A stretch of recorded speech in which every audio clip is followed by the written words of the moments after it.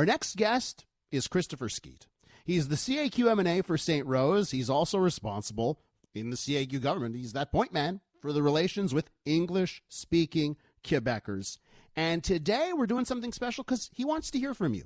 And we are looking for our listeners that have something to say to Christopher Skeete about their concerns, what matters to them, because Christopher Skeete wants to hear today. But we all want to be adults, by the way. And by the way, every single time I've said to our listeners, hey, I'm counting on you today. You always rise to the occasion. So you can give us a call, 514-790-0800. That's the phone number if you want to talk to Christopher Skeete. And it's our pleasure to welcome him onto the program. Christopher, Mr. Skeete, how you doing? Doing well, Elias. Thanks for having me. I really appreciate it. Now, you know I have a soft spot in my heart for you, and that is because back in the day, we went to Dawson together, okay? And I still remember first finding out that you're running for office. I was like, Christopher Skeete? Is that the guy from Dawson? I still remember that. And last night, Christopher, you know what I did last night? I went into my office, and I dug through a couple of boxes I have with audio cassettes. Now, I was the program director at CIXS Dawson College Radio. And as program director, once per semester, I had all the shows submit a tape, which I would rate. I would give feedback on how you're doing hosting the show. Now, I couldn't find the paper, but I found it like a few months ago. And I remember you got a 94 on 100. Your evaluation for you and your co-host, Aaron, 94 on 100. Okay, you guys were great hosting your show. But last night, I found the audio cassette of your show. Now, I know, by the way, Jay Farrar in Master Control, he's handling phone calls and he's doing audio too. So, Jay, can you just hit the audio here? I got two clips that I've isolated. Oh, no. Here is DJ Quasi, Kwaisy, DJ Quasi, a.k.a. Christopher Skeete, hosting Dawson College Radio in either 1998 or 1999. Have a listen. CIXS The Edge, Dawson College Radio. You're listening to the Power Lunch Hour with Quasi and Cutie Pie / Aaron. You have ample opportunity to give us a call. Tell us what you want to hear. Let us know. That's what we're here for. We are here for you. Can you just believe, we are here for you, and it's so apropos with today and how you're going to take calls from our listeners. I have one more clip, and we'll do that a little later on because, Christopher, you got political on air. And I absolutely love it. So we'll play that a little later. Thanks for coming on the show. Yeah. But I think you'll enjoy it. So let me ask you, Christopher Skeete, we've had the year of the pandemic. A lot of things, the Anglophone community at times were like, hey, we'd like more information in English and all of this. Just take us through the last year, specifically with your dossier on Anglo relations. Notwithstanding the fact that we had the pandemic, we've still been moving forward. As many people may not be aware, just before the pandemic was officially announced by the World Health Organization, a couple days before, in Quebec, we announced our budget. And within that budget, I'm a little bit peeved, I have to say, Elias, because in that budget, there were record amounts for the English community. We had new money for the English program that we have going on now since 2017. There was also new money for the creation of wellness centers and permanent funding for those initiatives. And there was also new money for employability. And I think that money is going to be really useful now that we're coming out of the pandemic. When we're talking about the relance économique, right now that new money is going to be helping English-speaking Quebecers find their space in the Quebec economy when we get out of this pandemic, and also added 20% new staff to the Secretariat. So it was good news, but unfortunately, the pandemic took over and we weren't able to boast as much as we would have wanted to about that new money. And did you hear the calls from Anglophones saying, hey, the government has maybe dropped the ball here? You've always said, health and education, you'll always have your rights. And at the start of the pandemic, especially, a lot of Anglophones felt that the government was sort of dropping the ball in communication, especially with Anglophones. What did you do to fix that? Well, I came on CJAD a couple of times during that period because, I hear you and I heard you. And there was some ball dropping, I have to say. At the beginning of the pandemic, some of the instructions weren't given in English, and also the guidebook wasn't mailed to everybody. we made sure after the fact to make sure that, even though the information was available online and even though the information was available, through various media sources, we did make sure that the English community received the guidebooks thereafter. It took some doing, but we managed to get it done.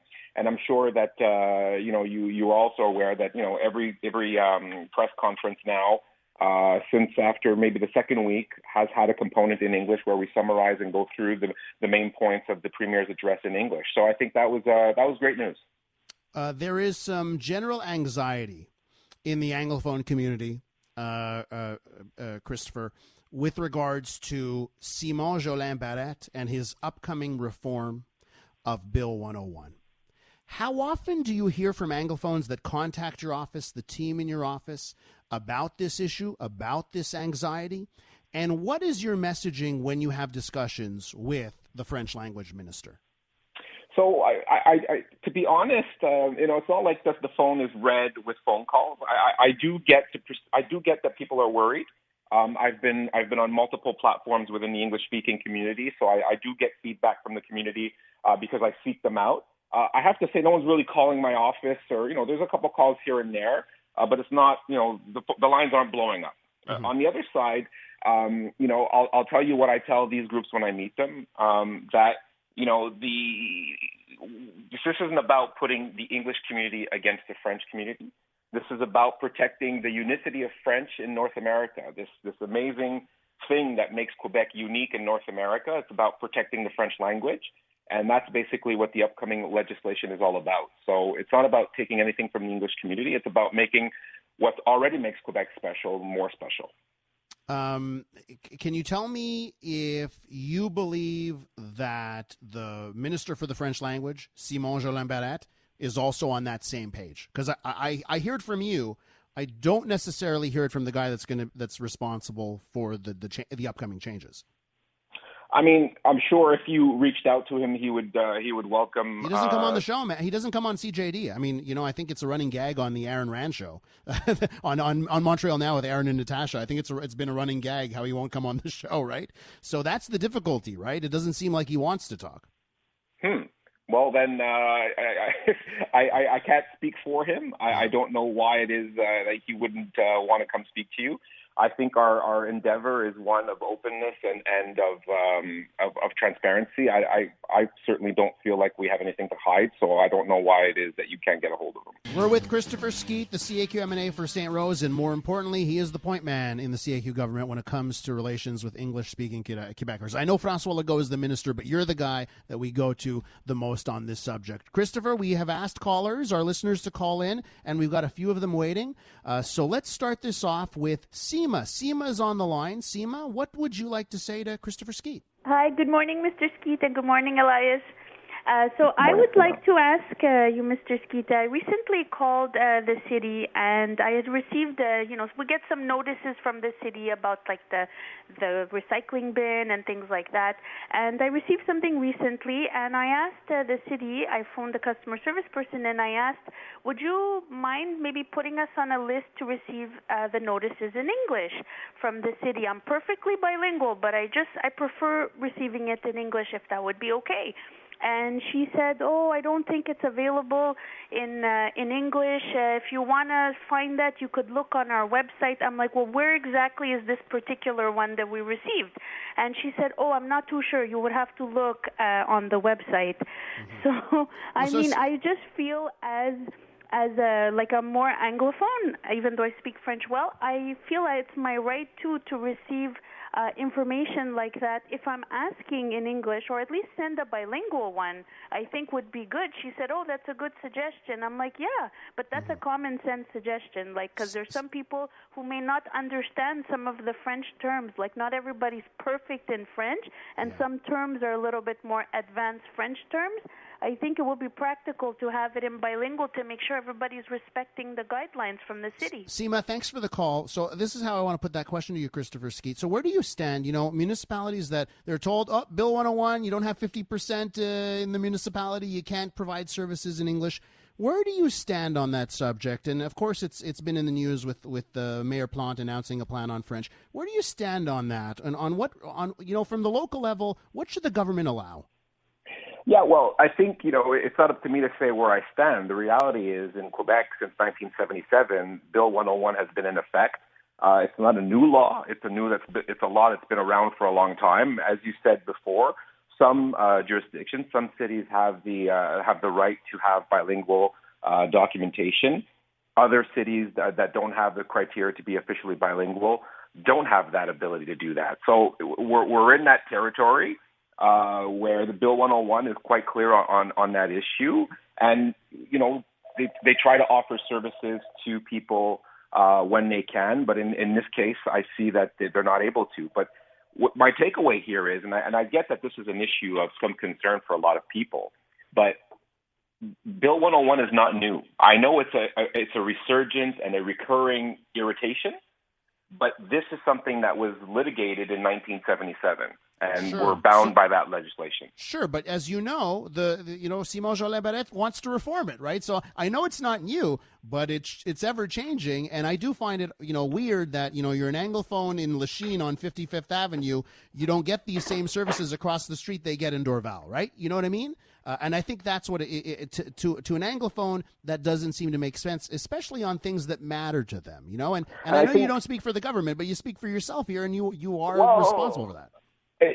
I think there are two ways to look at this, Elias. We can get annoyed or get angry every time a case like Seema, and it's a completely legitimate concern that she has. Okay, but we can get annoyed and it could come back up every time that we talk about Bill 101. But the reality is that legislation is not new. So we can either understand that was the law that was passed in 1977 and adjust and adapt, or we can say, well, you know what, I don't support this law and it's not something that I agree with. But that doesn't change the fact that that's the law that's on the books. So it's really not about opinion or about how I feel about it or about what this government feels about it. This law, Bill 101, as irritating as it may be for some, is what's on the books, and it has been since 1977. Let's get to Joe now on the phone line. Joe, try and keep your question brief because I want to get more people on. Joe, what's your question? Yeah, no problem. What I'd like to ask Mr. Skeete, good morning, Elias and Mr. Skeete, is why don't you become the leader of your own party? You are so good at what you're doing that you should be your own leader, and then maybe we'll have a change in Quebec. All right. Okay. Political aspirations, Mr. Skeete. Your thoughts? I'm flattered. Thank you, Joe. I assure you I did not pay Joe. I don't know who he is, but I appreciate that you recognize that it's not always easy to be the bearer of bad news, like the call that I just made with SEMA. It's not always easy to try and explain to have one foot in both realities, to try and explain to the English community why Quebec is the way that it is, and also on the other side to explain to the Francophone majority why the English community has the concerns that it has. It's an honor and it's a privilege. Let's go to Anna on the phone line. Anna, what's your question? Your question for Mr. Skeete. Hi, Mr. Skeete. The question I have is, are they going to limit certain access to the English CGIPs? Okay, because a lot of my son's friends are thirsty to go into the English CGIPs. But if you know anything, if they're going to limit it or not. Great question. That is a good question. Unfortunately, the law hasn't been published yet, so we're not. The little that I know about the final draft, I'm not allowed to share, otherwise I'd be in contempt of Parliament. But let me say this. The English community will always maintain its ability and its rights to send their kids to college. On the flip side, this is probably good news for the community because a lot of the concerns that we're hearing, for instance, you were playing back the video, Elias, from when I was in CGEP. I didn't have a great average when I got out of high school. My average was actually kind of low. I wonder if today, if I applied with the average that I had, if I'd be able to get into Dawson with the grades that I had. And so because of the increasing place of allophones and francophones in the CGIP system, a lot of, English people are not having the ability to be, admitted because of their grades. So my hope is, A, that we're going to have more space for the English community to access CGIP. And B, of course, no one here is talking about the rights to access CGIP. It is a right, a constitutional one. No one's talking about removing that right. follow-up on the text line here for you, Mr. Skeete, and it has to do with the topic of bilingualism. Very simple question, writes a listener. Christopher Skeete seems fluently bilingual. Does he not wish that all Quebecers could enjoy that same privilege? So why not have more spots for Francophones and expand English CJEPs if it could make everyone as bilingual as you are? Yeah. There's the individual virtue of bilingualism, which is, of course, a necessity, an attribute that is highly sought out in the labor market, and no one denies that.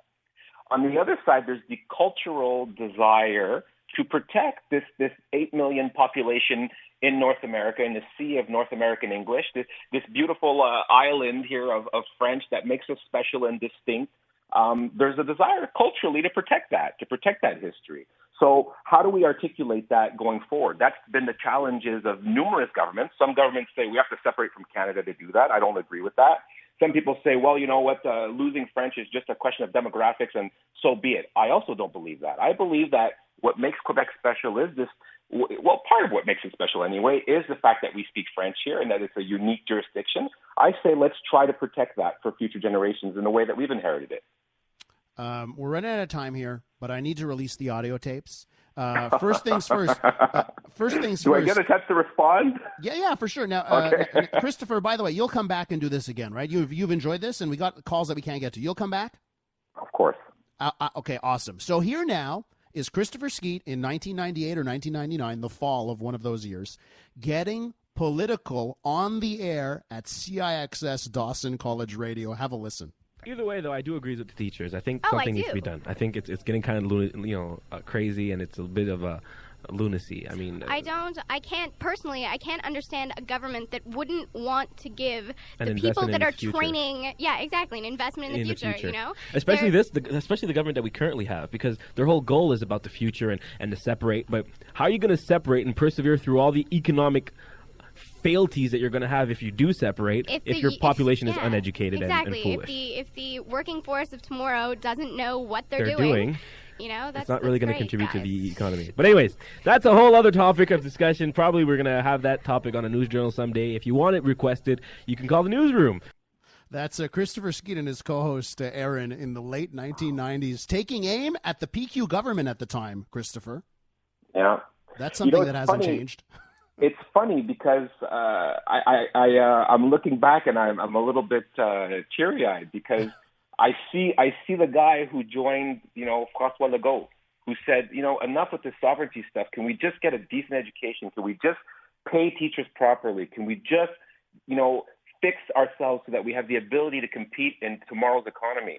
And I'm proud, I guess, of the kid that I was, that I saw that then. And I think, what you see today is a logical conclusion of that original stance. Thank you for playing that for me. No problem. I'll send you the whole tape, by the way. Christopher Skeete, CAQ MNA, and he'll be back soon to do one of these segments again where he'll answer your questions and concerns.